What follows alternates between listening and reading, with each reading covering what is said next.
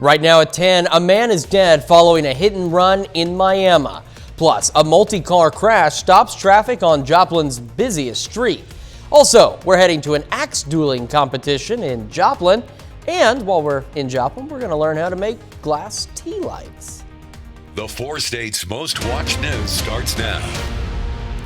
Police in Miami are asking for your help after a man is hit and killed by a car along Steve Owens Boulevard. This is KOAM News at 10. I'm Chris Warner. Now, police say around 10:30 last night they were alerted to reports of a man down in the road in the 1200 block of Steve Owens Boulevard.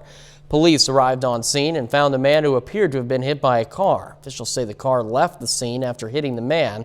And officials are seeking any witnesses to the incident. If you have any information, you're asked to contact Detective Johnson at 918-542-5585. A multi-vehicle crash in Joplin snarls traffic along Range Line. Dispatchers were alerted to the crash just before 3:30 this afternoon at the intersection of Mall Road and Range Line. One of the first 2 vehicles involved rolled over. 2 other vehicles were also damaged in the crash, but they were ultimately driven from the scene. The snow is disappearing very quickly.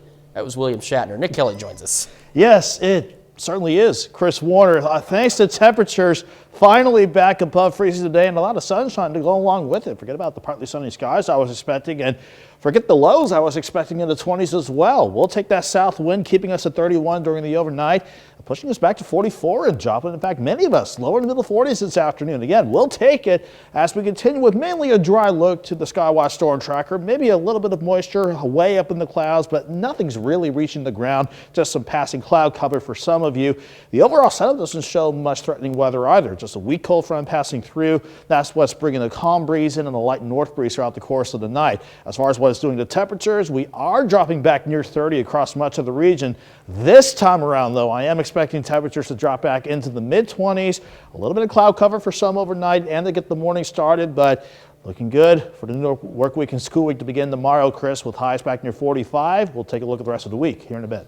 All right. How much William Shatner can you get in a newscast? How about the Main Street Axe Company hosted an axe dueling competition today? Now, the base for this is pretty simple. I'm going to stop there. Whoever scores the most points wins.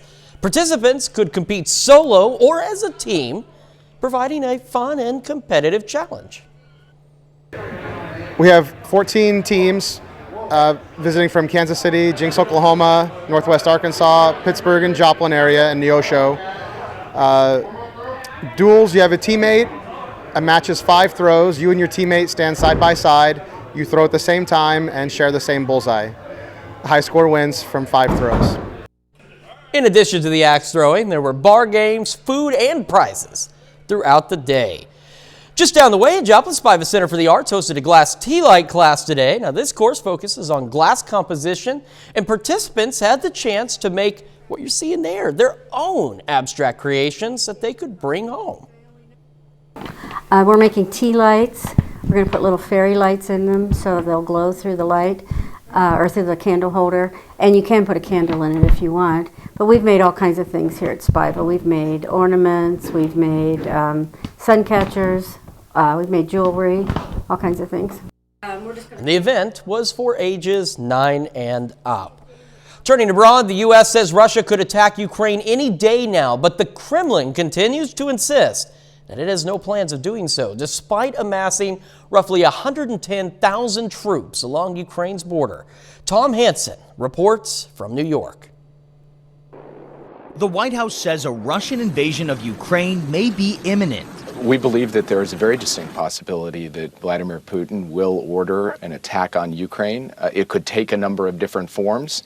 It could happen as soon as tomorrow, or it could take some weeks yet. Over 110,000 Russian troops have taken up positions along the Ukraine border. Sources tell CBS News that's about 70% of what the Kremlin would need to launch an offensive. This is the single greatest threat Europe has faced since the 1940s. The U.S. has responded to the escalation by shipping weapons to Ukraine and deploying thousands of troops to Eastern Europe. The Biden administration hopes the threat of severe economic penalties will be enough to deter an invasion. We have designed a set of economic sanctions that would take on the Russian financial system, limit President Putin's ability to project power into the future by cutting them off from key technologies and cutting off key elites from the Russian economy. The Kremlin denies that an attack is in the works. On Twitter Sunday, a senior Russian diplomat dismissed the idea as a masterpiece of U.S. propaganda.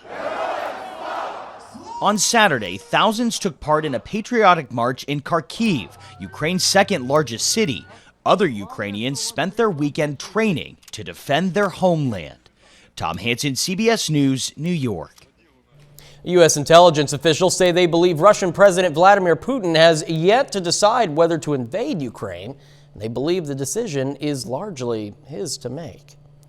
And we take this time now to honor one of our many four-state heroes. Specialist Anthony Kitchler served in the Army in Kuwait, his hometown, Pittsburgh. We're proud to recognize Specialist Anthony Kitchler, tonight's four-state hero. And of course, if you'd like to learn more about our other heroes, or better yet, how about you nominate one of your own? You can do that anytime at KOAMNewsNow.com. Coming up, a major automaker says production cutbacks could be looming soon due to a key supply shortage.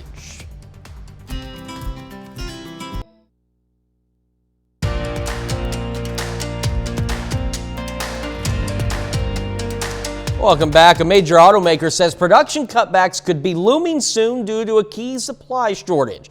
Now, Ford says it may have to temporarily halt or scale back auto production at 8 plants in North America because of continued shortages of semiconductor chips. The automaker says the production delays are set to take effect next week. The plants affected are located in Michigan, Chicago, and Mexico. Ford will also trim back production of its popular F-150 trucks in Kansas City as one shift produces transit vans. Ford says the computer chip shortage could ease later this year. As one airline puts hard drinks back on its menu, those serving them fear what may come next. Southwest Airlines announced on Thursday they would bring beer, wine, and liquor drinks back to their menu for most flights starting February 16th. This ends almost 2 years of dry operations, but flight attendants fear this will result in worsening behavior and non-compliance. Now, union reps called Southwest's decision unsafe and irresponsible. After 2021 saw a spike in unruly passenger incidents, many stemming from people refusing to wear their masks, American Airlines is the only major U.S. carrier which has not brought back alcohol to its main cabin. A new airline has taken spot as the worst airline in the U.S. This is according to the Wall Street Journal's annual ranking of U.S. airlines. JetBlue's ranking dropped behind Spirit and Frontier to last place. Now, the new status for the airline is mainly due to the increasing amount of canceled flights and hours-long delays that travelers with the airlines faced. American Airlines is also suffering a similar fate. They're tying with Frontier for third West airline. The Big Apple takes a big bite out of the sports betting market. Bettors across New York State broke a record for the highest opening sports betting handle in U.S. history. New Yorkers bet a handle, or the total amount of money wagered in a given period, of over $1.6 billion. That's right, $1 billion in just the first month of it being legal in the state. It passed neighboring New Jersey's previous record for monthly handle by $300 million. Market analysts are in awe of these numbers and are already declaring New York the largest sports betting state in the country. Next month, Prince Andrew is scheduled to give evidence under oath as part of the civil sexual assault case against him. Virginia Giuffre is suing the Duke of York in the United States. Andrew, who's the son of Queen Elizabeth, has repeatedly denied the allegations. He's scheduled to be deposed on March 10th in London. Now, Giuffre says the Duke sexually assaulted her on 3 different occasions when she was 17 and being sex trafficked by Jeffrey Epstein. She says the Duke abused her in London, in Epstein's mansion in New York, and on Epstein's private island in the Virgin Islands. Some truckers in Canada are using a convoy to protest vaccination laws and other coronavirus restrictions. Truckers and groups of protesters have tried to block the streets of Ottawa, Toronto, and other cities. Prime Minister Justin Trudeau has spoke out about the demonstrations, calling the protesters a, quote, fringe minority. More than 80% of Canadians have been vaccinated. A couple from Pflugerville, Texas was reported missing last month, but the Travis County Sheriff's Office believes it's a case of murder. The family of Luis Montez and Camarina Trujillo Perez reported the couple missing January 25th. Sheriff's Office says Montez's vehicle was reportedly seen 2 days later in the city of Temple, which is about 55 miles north of Pflugerville. Spokesman for the Sheriff's Office says there's now evidence Perez is deceased and Montez is charged with murder. Pflugerville is about just a few miles north of Austin. Later on the KOAM News at 10, we're taking our weekly look back at the box office. But while we'll look back at the week at the box office later, we'll look ahead to this week with finally warmer temperatures. Numbers next. I'm Dr. Gort.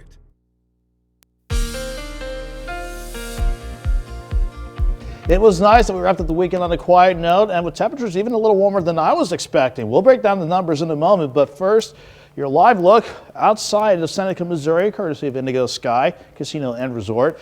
Looking quiet. It's been looking quiet throughout the course of the day and certainly deserved after we got past our winter storm during the middle of last week. But thankfully, Mother Nature has finally cooperated with the road crews, which has done a tremendous job ever since the snow came to an end. Numbers back in the lower 40s the other day and after the lower 30s this morning. Thankfully, that was the best we could do.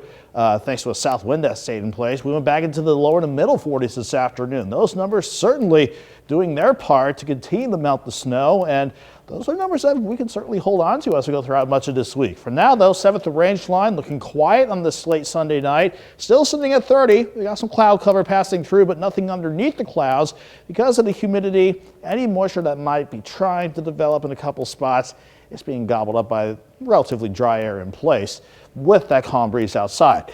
As far as temperatures go outside of the Joplin Metro, we're at 29 in Lamar, we've got 28 in Nowata, everybody else mainly between 30 and 35 degrees, but these numbers will continue to slowly drop off through the overnight this time around because we don't have a good south wind in place. We actually have a very light north breeze, maybe at times close to 10 miles per hour, but that's like worst case scenario. We're looking pretty calm this evening. Again, a little bit of cloud cover passing by that developed earlier this evening along the Kansas Turnpike, but that was mainly because of a weak and dying cold front as it continues to pass on through. The main frontal system still staying to the north as we go through the night and into tomorrow. And as far as the upper level setup's concerned, we're going to see this upper level ridge, even though it's going to stay mainly to the west, it's going to have its influence on us as we go through much of this week, even with some waves running along the northwest flow of the jet. We'll see how they come into play in the moment, but in the short term though, we're looking good through the overnight. We'll keep things quiet and dry, partly cloudy skies for some at times. Otherwise, I do think this time around we're going to drop back into the mid-20s. Fast forward after the morning drive, we are in the upper 30s to lower 40s by the noon hour, and many of us well into the 40s for the upcoming afternoon with mostly sunny skies back in play and a southwest breeze of 5 to 10. So Joplin starts at 24 in the morning, 40 by noon, and highs near 45 degrees. Much of southwest Missouri will be in the mid-40s, while everybody else, our corners of Kansas and Oklahoma, we'll just have to make do with mid-40s to about 50. So not looking bad to start the work week and school week out. We keep quiet for Monday night and Tuesday morning. I'm thinking lower 30s to start the morning out, but partly to mostly sunny skies. Not bad, but temperature-wise, we'll push highs back into the mid-50s by Tuesday. Even though there will be one wave that'll pass mainly to the north, the main action with that, with a lot of snow, stays well to the northeast of us, but it is going to push the jet stream back on top of us Thursday. That will push us back into the 40s, but a quick jump back into the upper 50s Friday before another wave in Doug's pattern. That could potentially bring maybe a few showers Friday, maybe a few snow showers on Saturday morning. I say that because this upper low, as it pushes the jet back to the south, that's going to bring a pretty quick cold snap our way. But before it gets here, though, 45 tomorrow, 56 Tuesday, 57 on Wednesday, a little dive to 46 on a Thursday, then 57 Friday, then just dropping into the 30s all day Saturday, Chris. But overall, a lot drier and a lot calmer compared to what we had to deal with last week. It is. We've had to do this before. We're just going to have to strike out next weekend on that thing. You just need to do a 5-day forecast, Nick. No need to ruin the good news. It's only 1 day in the 30s. The vast majority of it still looks pretty good, though. That is true, Nick. Yeah. Thank you so much for that beautiful forecast. You're welcome. Turning to sports, We've got some beautiful baseball today. I always get really excited when there's a new season. Pitt State opens up their season today. We've got those details. Plus, Labette gets a big win over Parsons this weekend. We'll hear from Coach next.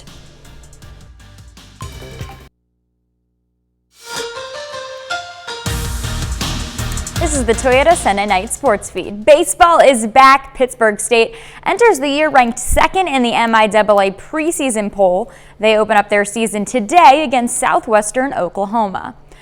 The Gorillas kick things off with a win, a 6-4 comeback victory after 10 innings of play. Garrett McGowan had a double, 3 RBI, and he hit a go-ahead solo home run in the 10th. Ryan Koval also had a double and 2 RBI. Missouri Southern resumed action on Saturday after a week off. Southern hit the road against Central Missouri. UCM got the best of the men in a back-and-forth battle, 75-74. 5 Lions players scored in double digits, led by Stan Scott with 18 points and 9 rebounds. RJ Smith recorded a double-double coming in off the bench. The women picked up their 8th straight win, a 66-61 result over the Jennies. Lacey Stokes filled the stat sheet. She dropped a team-high 25 points with 6 rebounds, 6 assists, and 5 steals. Amaya Johns, really good from long range, helped the Lions by adding 16 points. Pitt State met Lincoln on Saturday for the second time this season. The men fell 98-87. Cameron Hufner and Quentin Hardrick had 22 points apiece. The women picked up a 20-point road win. Tristan Gegg finished with 15 points, while Sydney Holmes added a double-double.